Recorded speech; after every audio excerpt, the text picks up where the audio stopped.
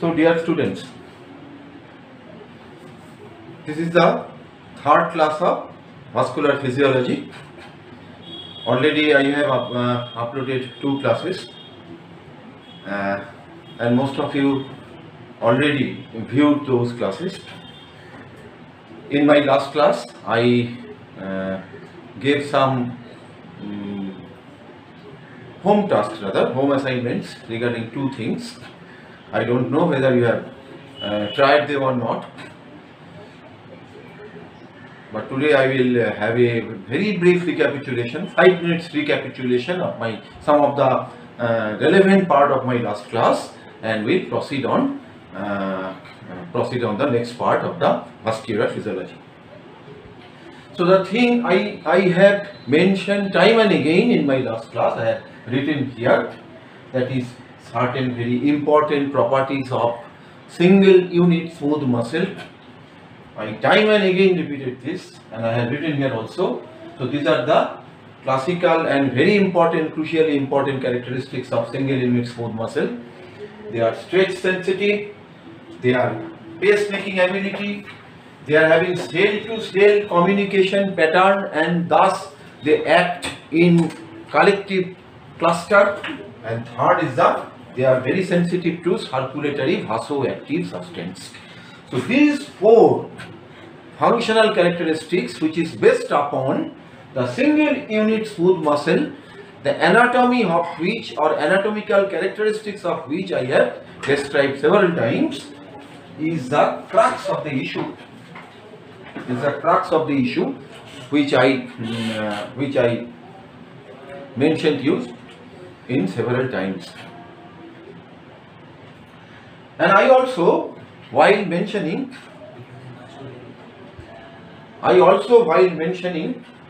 the arteriole, I mentioned these arterioles are classically known as resistance vessel, and how or why they are called resistance vessel, based upon the effect of radius on resistance, that also I described. And why radius is important, or maintenance of radius is important, why the maintenance and finer alteration of radius is important in a muscular tissue where circular smooth muscle is a predominant structural feature, that also I expressed.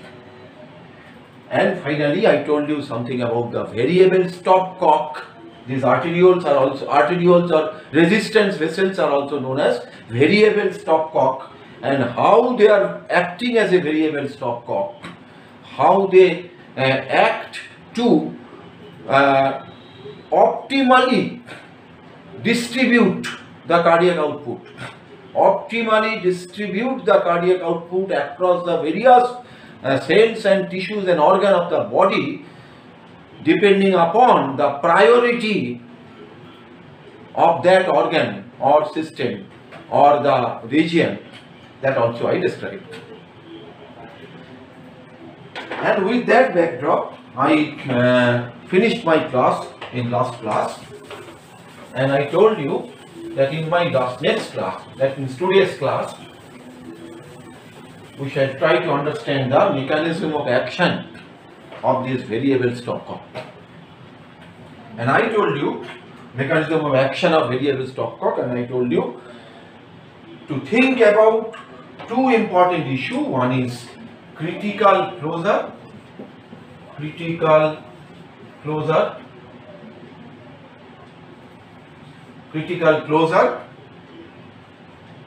another was auto-regulation. So these 2 issues I told you to consider. One is a critical closure, another is auto-regulation. These 2 issues I told you to consider. I don't know whether you have gone through or not. Not much response from your part. Maybe you are very busy in completing the various accumulated assignments. I don't know, but however, these are the 2 issues which I shall discuss today at first. So what is critical closure? Now to understand critical closure, before delving into the critical closure, let me start with more simpler thing. That means let us try to see the pressure flow relationship of a vessel, of a biological vessel. Pressure flow relationship of a biological vessel. Let us see first that. Suppose this is a graph. Here is the pressure and here is the flow. So with increasing pressure, the flow will increase. With increase in pressure, the flow will increase. So in case of a what I should say, a non-biological pipeline. In case of a non-biological pipeline or a rigid kind of pipeline, ordinary pipeline which we see in our day-to-day life, if you see the pressure flow relation in that kind of mechanical pipeline, you will see a pressure flow relationship like this. That means as pressure is increasing, flow is increasing, and it is almost linear. So this is pressure flow relationship in case of a ordinary mechanical pipeline. Now, what happens in case of a biological pipeline or an artery, say an artery or a small artery or an arteriole which is passing through within the biological tissue, passing through the connective tissue, passing through the interstitial space which are passing, what will happen to the pressure flow relation? Now it is saying in case of such type of biological tissue,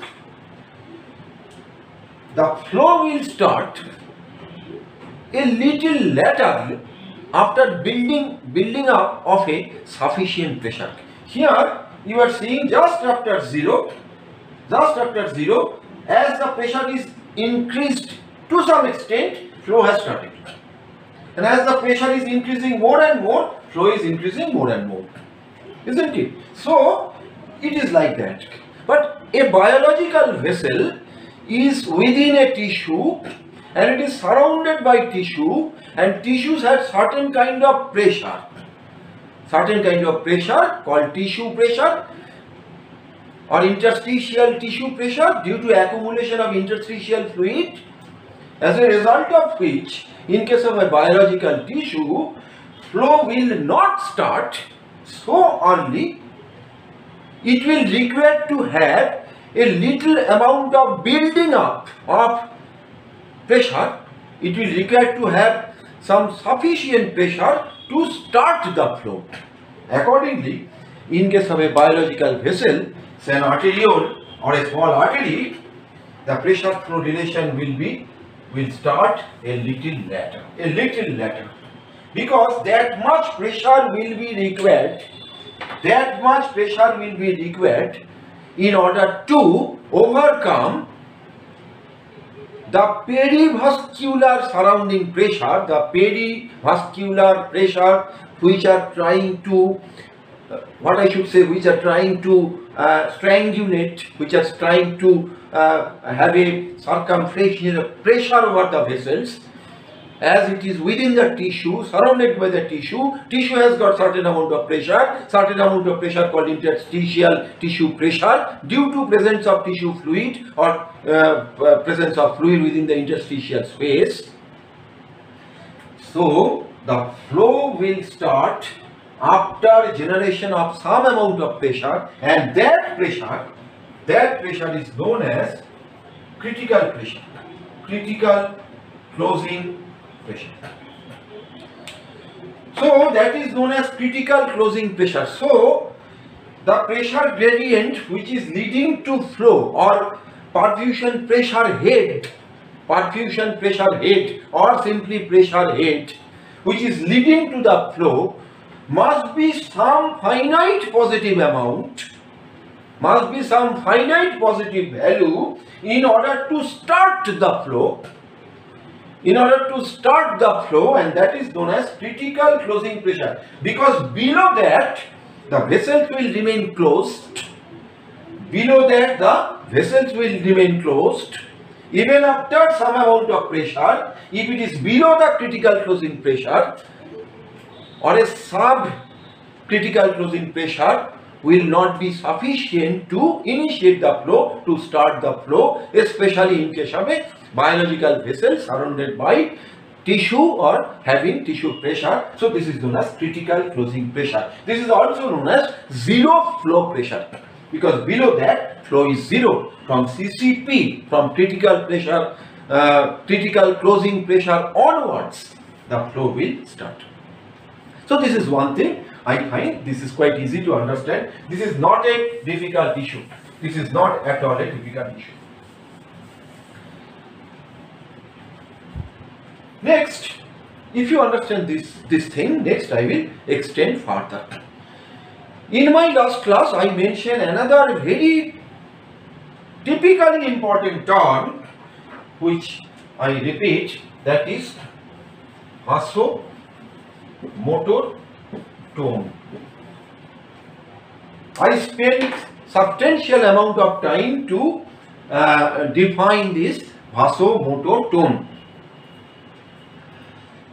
So what is vasomotor tone? Vasomotor tone means these resistance vessels, that means arterioles or even small arteries, always remain in a tonically constricted state in a dynamic fashion. Sometimes there is constriction, sometimes there is dilatation, sometimes there is moderate constriction, sometimes there is severe constriction. So in that way the vascular diameter is changing.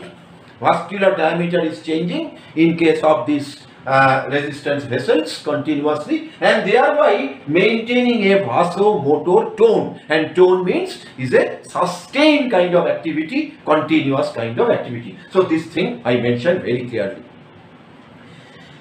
Now, what are the factor determines the vasomotor tone? That is another issue. The factor which determines the vasomotor tone usually, primarily, or in the main is the sympathetic tone. We know we have got autonomic nervous system. In autonomic nervous system there are two types of nervous system. One is sympathetic nervous system, another is parasympathetic nervous system. This sympathetic nervous system which innervates the vessels in general. Parasympathetic system does not innervate the vessels in general. Please remember that. Parasympathetic system does not innervate the vessels in general. Parasympathetic system innervates the vessel in some limited location in our body. In certain very limited locations in our body they innervate, but sympathetic system has a generalized innervation of our body. Now, so this is the sympathetic system, and this sympathetic, a continuous kind of sympathetic activity, which is also known as sympathetic tone. A continuous kind of sympathetic activity which is known as sympathetic tone is responsible for maintenance of a kind of vasomotor tone. Maintenance of a kind of vasomotor tone. So our vessels are in a state of partially constricted state which is changing continuously within a certain range, obviously, and that is known as vasomotor tone. Now, if we understand, if we remember this, then let us see how this pressure flow relationship is happening in case of various levels of vasomotor tone. So if the pressure flow relationship, if this is the pressure flow relationship at the critical closing pressure, if the pressure flow relationship is at the critical closing pressure, as and when the vasomotor tone is increasing, as and when the vasomotor tone is gradually increasing and increasing and increasing, this curve, this pressure flow relationship curve will be shifted towards right, will be shifted towards right like this, will be shifted towards, gradually will shift towards right. So you can say that this may be minimum vasomotor tone, very minimum, then it vasomotor tone of 1 degree, 2 degree, 3 degree, 4 degree. So in that way, as the vasomotor, say this is 0, 1 degree, 2 degree, 3rd degree, 4th degree, as the vasomotor tone is increasing and increasing, what will happen? The pressure flow relationship curve is shifted towards right. Pressure flow relationship curve is shifted towards right. So this is the pressure flow relationship curve which has started in the critical closing pressure, and as the vasomotor tone is increasing, the critical closing pressure also changing. It is also increasing. The critical closing pressure also increasing, and the curve as a whole is shifted towards right. So that is very important. So increased vasomotor tone means the decrease in the vascular diameter. Increasing vasomotor tone means decreasing vascular diameter. That means increasing vascular resistance. As the increasing vascular resistance, the curve will follow in that pattern. What that will imply? What is the implication? It is very simple. It is quite simple. Suppose if it is a particular pressure, if this is a particular pressure, in that pressure,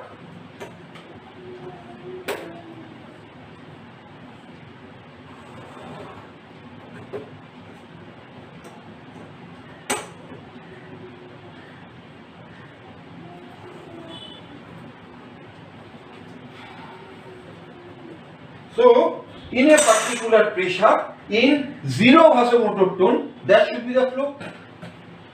So in a particular pressure, say X, in a particular pressure with 0 vasomotor tone, that will be the flow. With vasomotor tone at 1,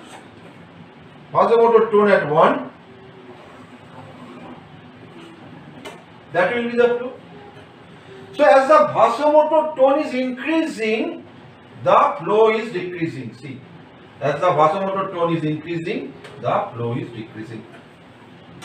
As the curve is shifted towards right, as and when the vasomotor tone is increasing, the pressure flow relationship curve is shifted towards right, and truly speaking, with the same perfusion pressure, with the same pressure head, the flow will fall. So this is the implication of this thing. This is the implication of this thing. So we understand that with increasing vasomotor tone, the flow will fall. Now try to imagine another situation now. What is that? That although there is a generalized vasomotor tone, or what I should say, a background vasomotor tone, generalized and background vasomotor tone in our vascular system, in our systemic vascular tree, again, this vasomotor tone varies between organ to organ. In the same situation, vasomotor tone may vary from organ to organ. So in some organ, vasomotor tone may be high. In some other organ, the vasomotor tone may be low. Or in some other organ, the vasomotor tone may be moderate. And accordingly, based upon the vasomotor tone, the amount of blood flow to that organ will vary.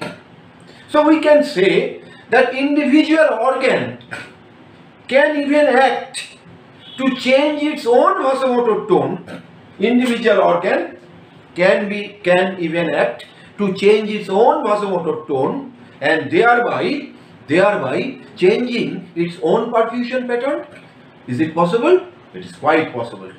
So a differential vasomotor tone or vasomotor tone which is varying between organ to organ to organ to organ, they will determine net amount of blood which will be flown to that particular organ or that particular tissue or that particular location. So this is the implication of this understanding, and this is the implication or significance of this relation.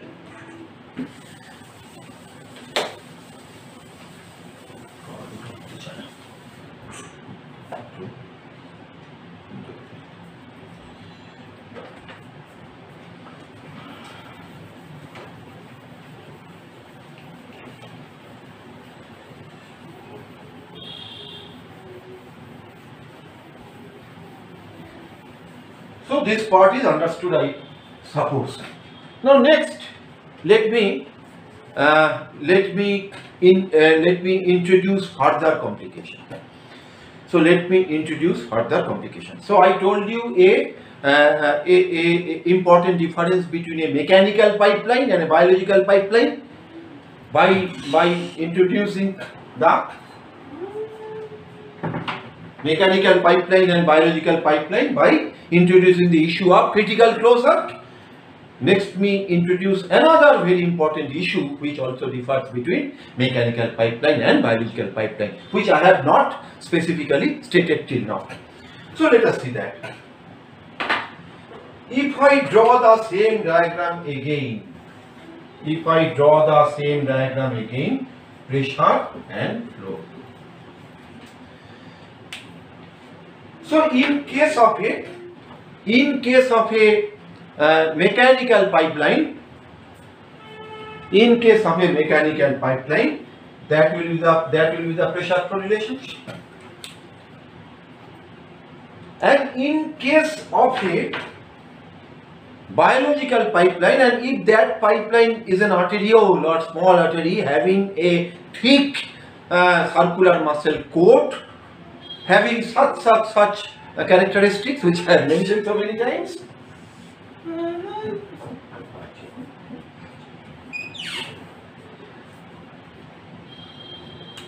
How it will respond? First of all, it will exhibit a critical closing pressure.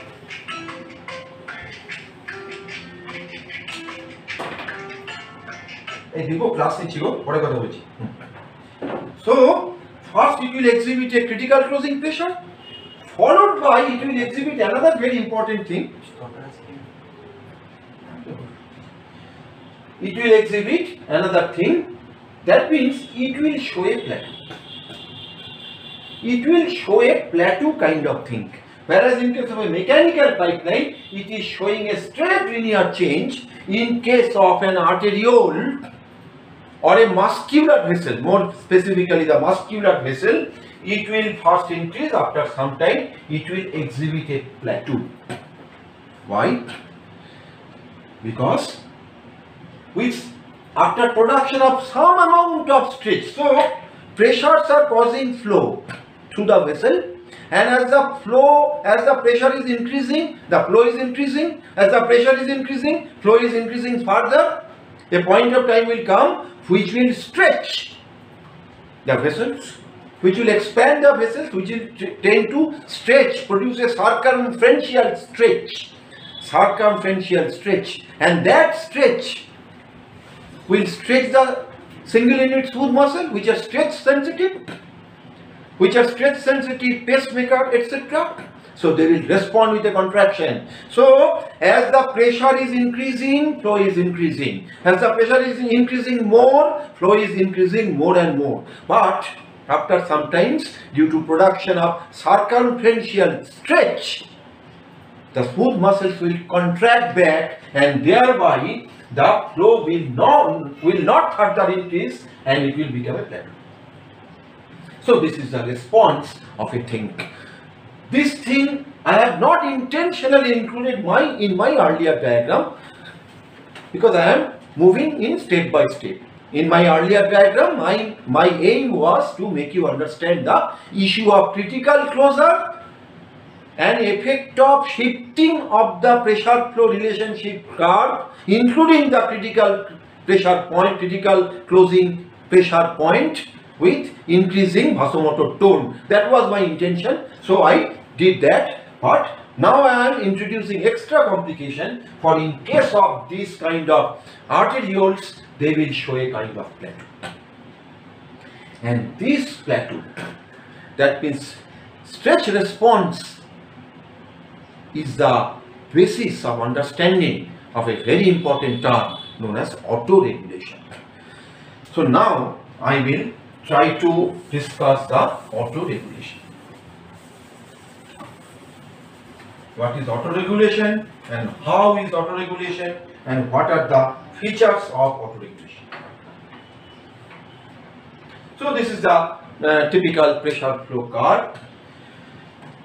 Now try to understand that. So suppose this is one pressure flow curve without any features of autoregulation. Suppose this is another one. Suppose this is another one. So this is a particular vasomotor tone, say low vasomotor tone, high vasomotor tone, and normal vasomotor tone, or better say average.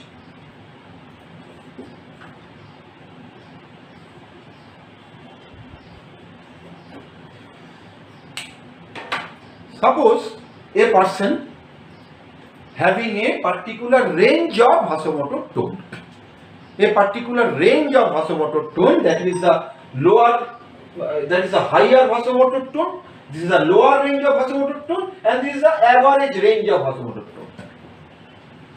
So suppose the vasomotor tone of a particular person is varying between this low to this high, in between this. And this is the mean level or average level, right? Now if this is so, that with a pressure say, about here, say with a pressure say about 100 millimeter of mercury, with a pressure of about 100 millimeter of mercury, which may be the mean arterial pressure, so that will be the flow. So this will be the flow here, that will be the flow. So with this is the flow. Now what will happen?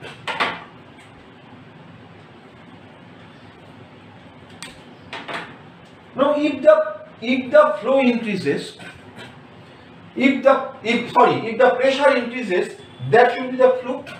Suppose it is following an usual course of pressure flow relationship, but that does not happen. That does not happen.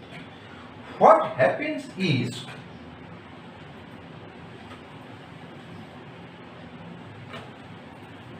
the curve is behaving like this. Curve is behaving like this.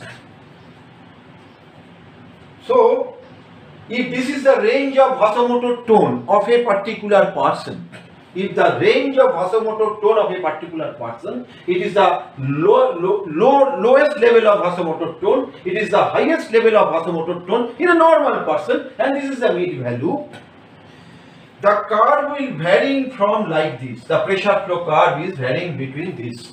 And if it is the typical normal, if this is the typical normal, here at around say 100 millimeter of mercury mean arterial pressure, that remains the flow. Now if due to any reason, the pressure increases.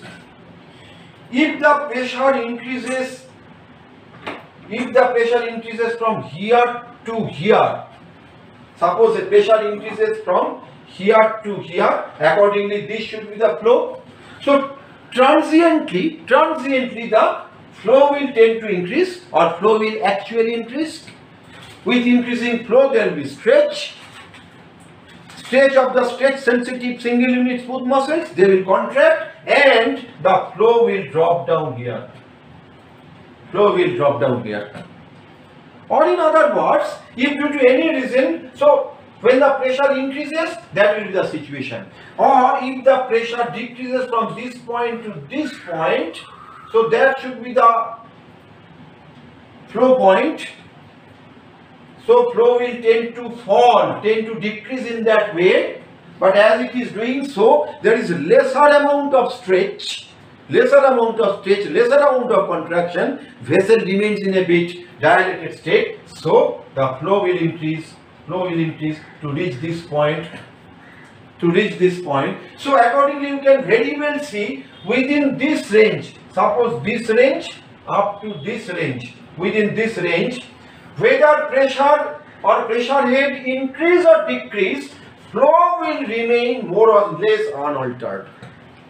Within this range, approximately within this range, whether pressure head increases or pressure head decreases, either pressure head increases or pressure head decreases, the pressure flow will remain same, either here or here or here, or if it is say it is increased here, so it will fall there or rise there. So in any case, the flow will not change, flow will remain unaltered. If I try to avoid all this complication or make it very simple, if we make it very simple, or if we draw a very simple diagram instead of such a complex one,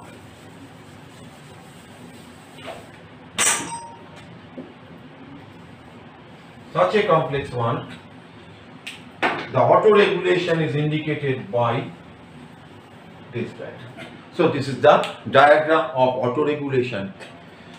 So this is pressure. So with increasing pressure within a range, the flow does not increase. That range is between around 90 millimeter of mercury to 200 millimeter of mercury, or say around 180 millimeter of mercury, 180 millimeter of mercury. Within this range, in spite of change, rise and fall of the pressure head, the flow remains same. Within a physiological limit. So we have got, and in my earlier diagram I have tried to explain that. What is the basic mechanism behind? That is the basic mechanism behind. It depends upon the vasomotor tone or a range of vasomotor tone in a particular individual, and that vasomotor tone depends upon the circular smooth muscles having a number of important characteristics, and with increasing and decreasing pressure due to response from the circular smooth muscle, the flow remains almost unaltered even with increase and decrease in the pressure head. So this is the two very important thing to understand the functioning of arterioles. So I discussed three things. One is I discussed critical closing pressure. I discussed change in the pressure flow curve with changing vasomotor tone, and by combining them, and I also discussed the pattern of response of arterioles to changing pressure, and by combining all these three, I finally summarize the issue, that is the phenomena of autoregulation. So this is more or less about the functioning of resistance vessels, or in other words, arterioles, how they are acting as a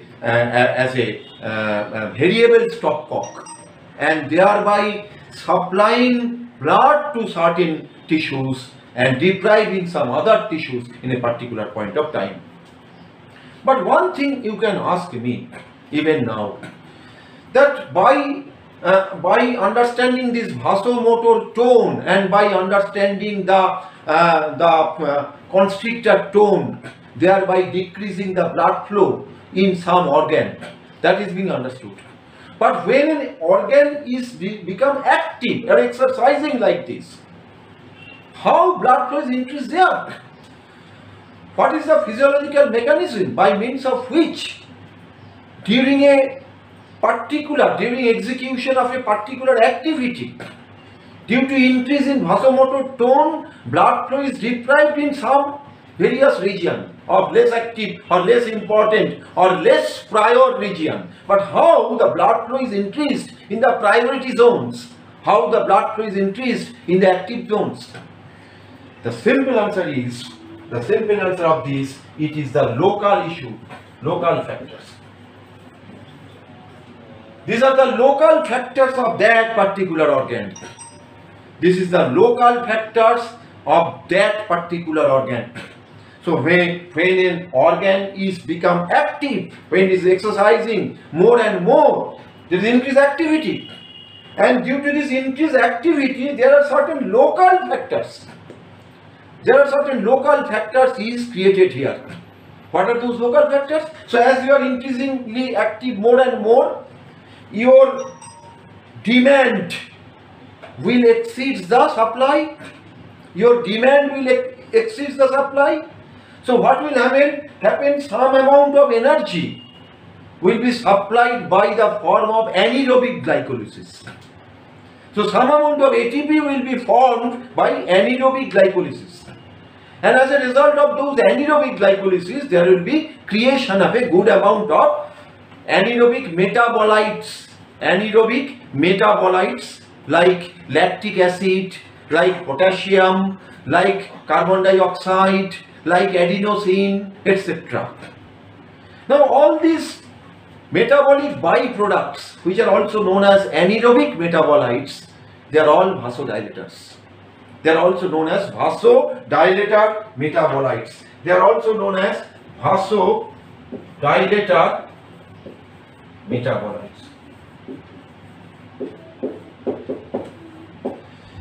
So with the increasing activity, there are certain local factors known as vasodilator metabolites like lactic acid, like potassium, like carbon dioxide, like adenosine, etc. Those are produced, which are all vasodilator, and they are producing vasodilatation as a local factor, as a local circulatory vasoactive substance, which are called vasodilators, and they are causing vasodilatation.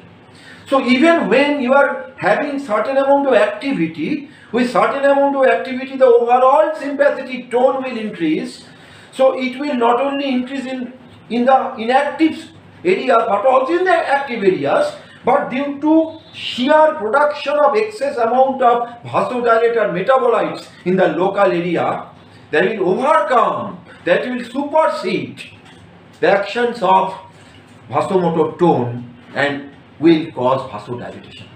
So the phenomena of vasodilatation in the active muscles, in the active organs, the phenomena of vasodilatations in the active muscles or active organs are due to production of the local factors, and these local factors are the vasodilator metabolites produced as a result of anaerobic metabolite or anaerobism, where there is due to discrepancy between demand and supply, there is anaerobic metabolism. ATP is created by anaerobic metabolism. As a byproduct, there is a production of local factors which are known as vasodilator metabolites. Now this thing we shall discuss in much detail when we shall discuss the effect of exercise on cardiovascular system. We shall discuss there. So this is about the, more or less this is about the functioning of the arterioles and the resistance vessel.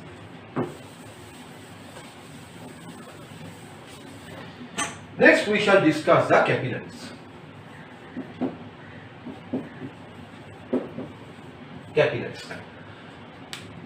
I described in detail about the capillary structure. I discussed in detail about the capillary structure, and if we just simply have a repetition. So this is a continuous capillary. This is a continuous capillary.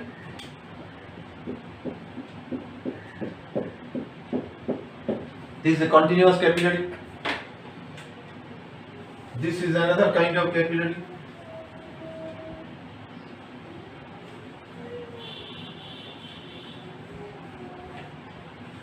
This is another kind of capillary.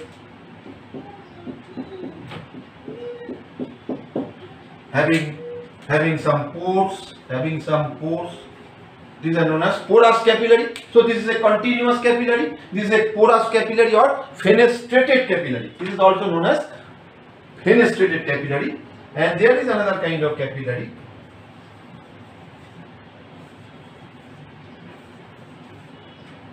There is another kind of capillary.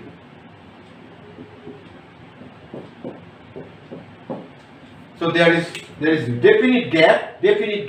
These are known as sinusoidal capillary. So these are the three kinds of capillary. So the classical structure of capillary is a single layer of cells resting upon a basement membrane or basal lamina. So single layer of cells resting on the basement membrane or basal lamina, with sometimes having pores, sometimes having gap. There is no fibrous tissue, no elastic tissue, no muscle tissue, nothing else. So this is the capillary. So it is very important to understand these structural features of capillary. Very important to understand these structural features of capillary. And capillary is classically known as so. By this time we know that large arteries or large elastic vessels known as Windkessel vessel, right? The arterioles and small arteries, they are known as resistance vessels, and these capillaries, they are known as exchange vessels. They are known as exchange vessels. So they are the ideal site for molecular exchange, solute exchange, fluid exchange, gaseous exchange, because it is thin walled, only single layer of cells resting on the basement membrane, and in many capillaries there are pores, and in some capillaries there are very big gap or sinusoids. So this is the ideal site where the exchange between our biological substances from vascular to extravascular space can take place. So blood is actually carrying some important substances to reach out to the cells, isn't it? Blood is carrying nutrition, blood is carrying oxygenation, etc. So all these things which are being carried out by the blood must reach the cells and tissues, and this outreach is mediated by the capillaries, because it is the capillary region where all these things will come out of the vessel to enter into the extravascular space or enter into the tissue space. Or there are some metabolic byproducts or carbon dioxide which need to enter into the blood, that also is exchanging there. So this is the exchange vessels. So this is known as exchange vessels or capillaries. So it is very easy to understand. Now let us see how these capillaries are taking place or operating. I know you must have known it already, so I will be very fast or very rapid in discussing that.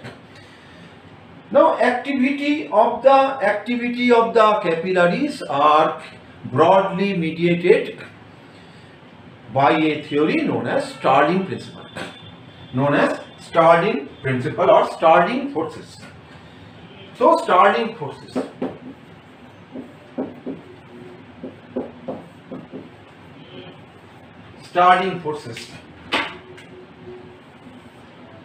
What are the Starling forces?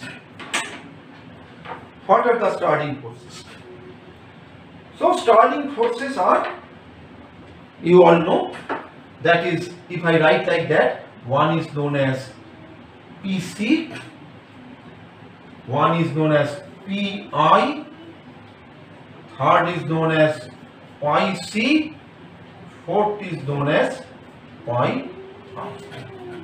So these are the four important forces. These are the four important forces. One is PC, known as capillary hydrostatic pressure.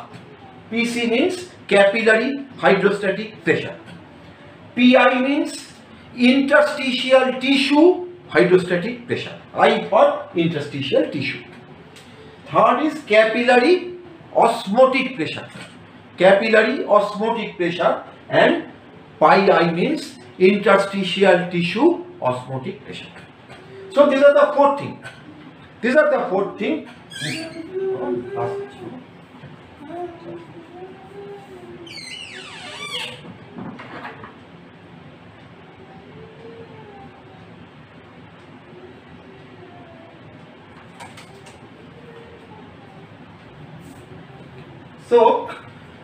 So these are the four things: capillary hydrostatic pressure, interstitial tissue hydrostatic pressure, capillary oncotic pressure, and interstitial tissue oncotic pressure or osmotic pressure. So these are the four classical forces of Stirling forces. Now these forces, they operate. So what is the use of this hydrostatic pressure? They will push the fluid. They will push the fluid. What is the use of this osmotic pressure? They will draw the fluid. Although these terminologies are a kind of oversimplification, these terminologies are all a kind of oversimplification, still we continue to use all this. So hydrostatic pressure is pushing the fluid out and osmotic pressure is drawing the fluid in. So in that way it is being expressed over time. So capillary hydrostatic pressure will push the fluid out of the capillary,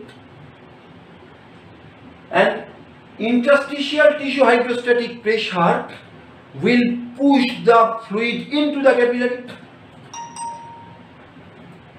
The pi c, that means the capillary oncotic pressure, will draw the fluid into the capillary, and pi I will draw the fluid out of the capillary. If we think in that way, so then it will be, although it is oversimplified, but still it is easy to understand. Now, what is the Stirling's equation? So Stirling's equation is stated like that: J is equal to Kf Pc minus Pi minus pi c minus pi I.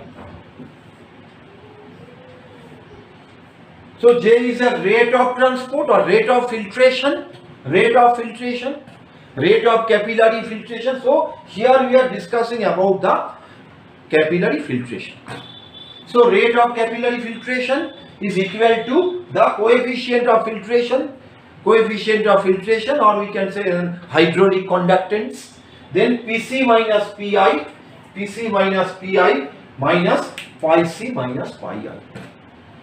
Pc minus Pi minus pi c minus pi I. So this is the Stirling's equation or Stirling's principle, and that will determine the amount of capillary filtration. So can you tell me what is filtration? I am sure most of you cannot.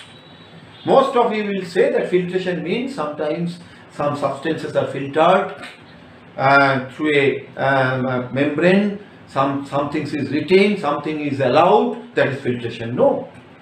Filtration, as per definition in physiology, movement of particle along pressure gradient is known as filtration. Movement of particle along pressure gradient is known as filtration, or movement of particle along concentration gradient is known as diffusion. So when there is a membrane and particles are passing from high concentration to low concentration along the concentration gradient, that is known as diffusion. But when the solutes are passing or particles are passing from high pressure to low pressure in a pressure gradient, that is known as filtration. So that is the typical definition of filtration. As a consequence of filtration, there may be something may be retained, something may be passed, that is separate thing. But as per definition, filtration means passage of molecule across the membrane along pressure gradient. So this is a This is an equation of filtration, because see, all are expressed in millimeter of mercury, all are pressure variables, and this is Kf. Now this Kf or coefficient of filtration is mainly dependent upon the permeability, membrane permeability of that level of capillary, whether it's a continuous capillary or a porous capillary or a fenestrated capillary or what kind of capillary, that depends upon, that will dictate, and also the substance, whether the substance is lipid soluble or aqueous soluble, so based upon that.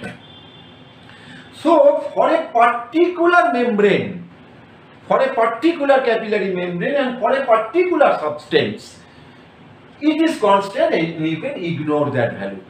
You can ignore that value. For a particular capillary membrane, for a particular substance, you can ignore that value. So now try to understand how these things are being operated. How these things are being operated.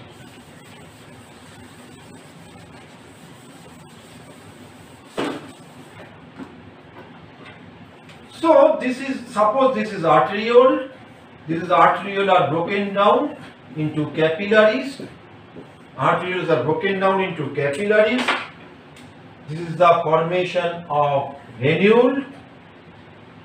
And this is the venular end. So this is in a very simple diagram. This is the arterial end.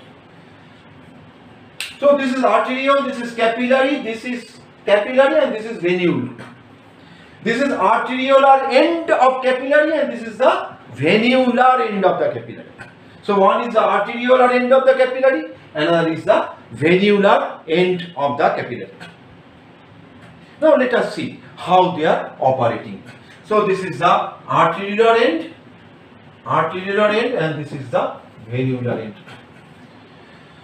Now if we try to understand the pressures across these capillary membrane, if we try to understand the pressure across this capillary membrane, what are the pressures running? So the PC, say PC is varying between 40 here and 10 here.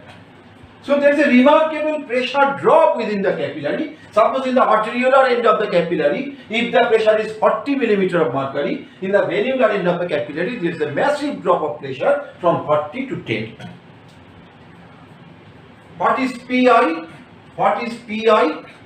PI is something around 2 millimeter of mercury. PI is the interstitial tissue hydrostatic pressure is around 2 millimeter of mercury. What is pi C? Pi C, capillary osmotic pressure. Capillary osmotic pressure is around 25 millimeter of mercury. We all know. Plasma osmotic pressure is around 25 millimeter of mercury. What is pi I? Pi I, that means osmotic pressure of the interstitial fluid. In the interstitial fluid, very little amount of albumin is present, but still there is some amount of pressure. This is around 3 millimeter of mercury. Right? So this is the pressure profiles of a typical capillary. Although these figures are varying between book to book, I have taken it from Western Taylor's textbook of physiology. These figures varying between book to book, because actually, truly speaking, these figures varying between capillary to capillary. But this is a kind of figure we can rely upon. So hydrostatic pressure of the capillary or capillary hydrostatic pressure is varying between 40 to 10. These arteriolar end are having thick circular muscle coat, sustaining pressure, high pressure in the venule. It cannot sustain, so it is 10. The osmotic pressure is 25. We all know. Interstitial tissue hydrostatic pressure is around 2, and interstitial tissue oncotic pressure is around 3.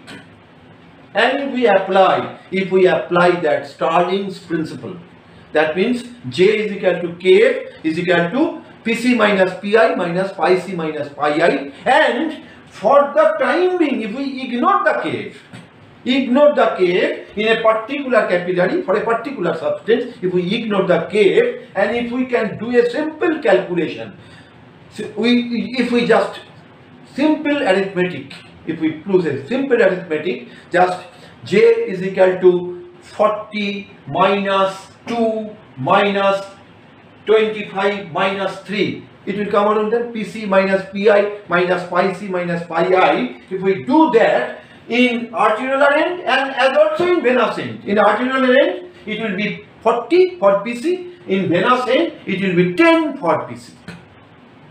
Otherwise all the three values are same. If you calculate that, just if you do that, it will come around, here it will be around plus 16 millimeter of mercury and here it will come around minus 14 millimeter of mercury. You can do a calculation simply. So here it is around plus 16 millimeter of mercury. Net filtration pressure.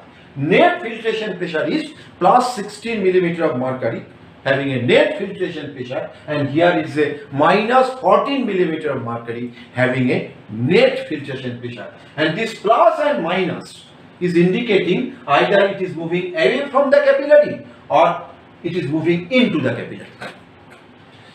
So what happens in the arteriolar end of the capillary, the fluid will tend to move out.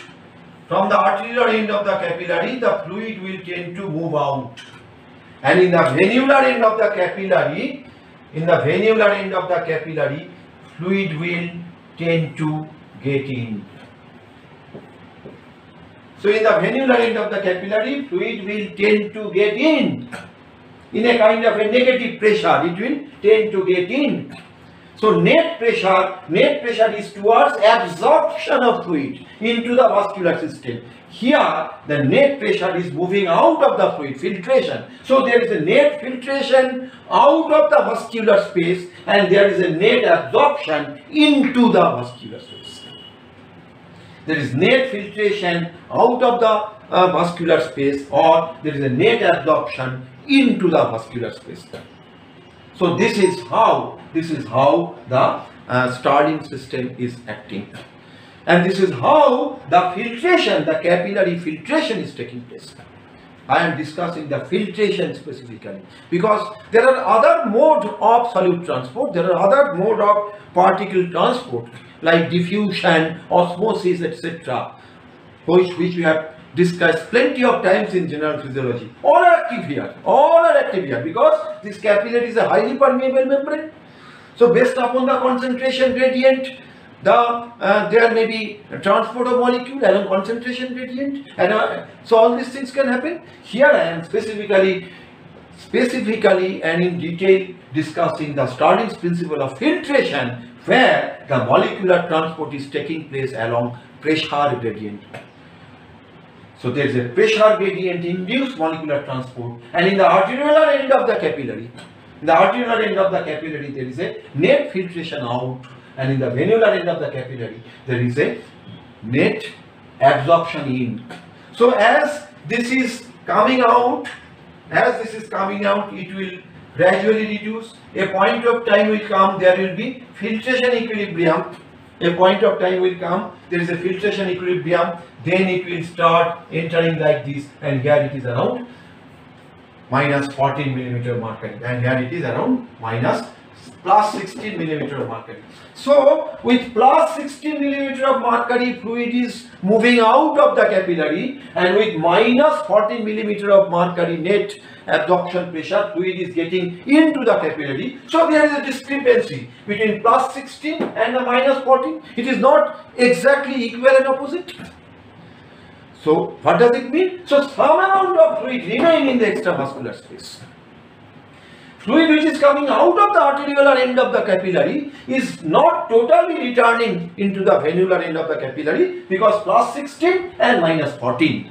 It is not plus 16 and minus 16, not that. It is plus 16 and minus 14. So some amount of fluid will remain in the extravascular space, in the tissue space, and that will really constitute the interstitial fluid. That will really constitute the interstitial fluid or tissue fluid, part of which is drained by lymphatic system. But beyond that, large part will remain as a tissue fluid, which is amounting to around 11 liter throughout the body. I have told you the interstitial fluid is around 11 liter, or tissue fluid is around 11 liter in our body. So some amount of fluid remains in the body, and that is known as in the interstitial space or extravascular tissue space, that is known as interstitial fluid, and that is amounting to around 11 liter, and that is remaining there. So this is the modus operandi of capillary. Now, if due to any reason whatsoever this value has changed, suppose this pi c instead of 25 becomes 20, suppose instead of 25 it becomes 20. If a patient suffers from hypoalbuminemia,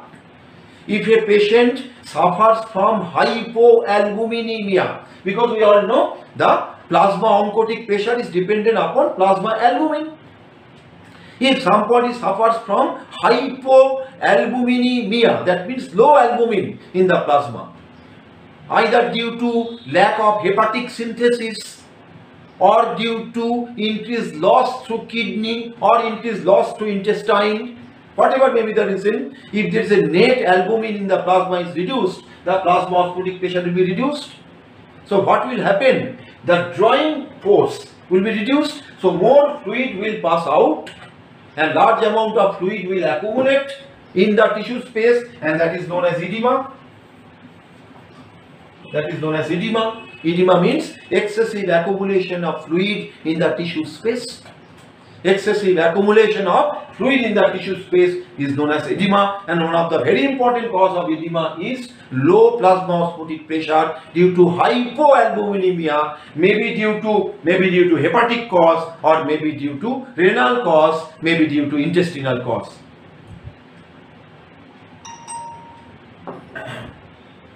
So this is the situation. This is the situation of this thing. So this can be thought or considered in a many other ways. There are so many ways. You must read the book very carefully. You read the book very carefully and try to rationalize, try to justify the different physiological phenomena based upon that. Simply, so let me tell you some other applied issue. Suppose due to any reason whatsoever the permeability has increased. If permeability is increased, then everything will go out more and enter more. That will be an altered hemodynamic state. Or if the permeability has increased for a small period of time, then again become normal. Then also some fluid may go out, and remain accumulated, like that of a sting or venom or sting which have bite us, leading to increase in local permeability, and more amount of plasma will come out, and there will be a small swelling here upon biting by a sting or insect. We see there is a local edema, localized edema, and that localized edema is also due to this thing, application of this thing, just by change in local permeability for a short period of time. So there is coming out and remain accumulated for some period of time, then gradually with time it will again ease out. Right? So this is the situation in a very simplified fashion. I try to describe what is happening in case of capillary, the exchange vessel. Right? And finally, the last I must touch, at least I will touch here, the issue of veins. So large elastic vessels are vein Kessel vessel. Arterioles are mainly the resistance vessel, capillaries are exchange vessels, and it is the veins which is highly distensible in nature. If we see the vein are having greater amount of fibrous tissue which are distensible, highly compliant, and also the venous pressure is quite low. As venous pressure is quite low, veins remains in a collapsed state. So vein remains in a collapsed state, and vein contain the highly stretchable tissues. So vein can accommodate large amount of blood. Vein remain in a collapsed state in a low pressure zone. So low pressure zone means by pressure gradient, it can accommodate large amount of blood.